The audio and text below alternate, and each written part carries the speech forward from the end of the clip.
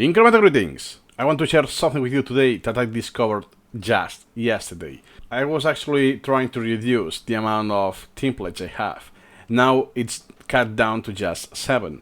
And I realized something about when you are using templates and linking styles, and then you change the template or you do something. But even though you're using the same template, for instance, now I'm using the template item. And if I go here, text, style, and link, that's my default Latin script body text. I have more of them. But what happens is that I no longer have this template. If I go to the style registry, it's why is I have this still.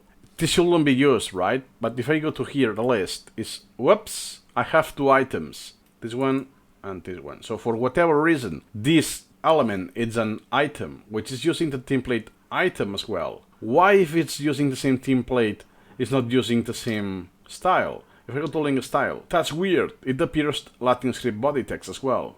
Perhaps it's the answer. Text, style, link style. Nope. So I don't really get it, but there's a solution for that. So if we go back to the style registry, in this case, it's only 2 items. Yesterday I had 100 and something items, which is more useful to do this way because since there are just 2 items, it doesn't really matter. I could do this manually. But what I do, instead of applying template, that's what I did for merging the templates. 95% sure that if I apply the template, this will respect when I did this, apply style and link. So instead of applying the template, I will put process browser, template, and instead of applying, I will put impose. So for the items currently in the browser, for whatever template they had set now, because now I haven't chosen any template at all. So it's for whatever template they have, impose that.